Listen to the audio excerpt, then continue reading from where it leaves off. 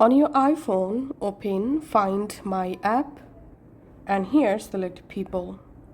Now tap this plus icon and here tap on Share My Location and now go ahead and choose a contact to share your location.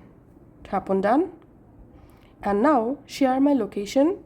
Choose a sharing duration. You can select for 1 hour until end of day or you can choose infinitely. So in my case I'm selecting for 1 hour. And as you can see, you started sharing your location with this account. So if you tap on the person name, from here you will be able to stop sharing location. You can turn on or off notification. So this is how you can actually add people or someone on Find My iPhone. Thanks for watching.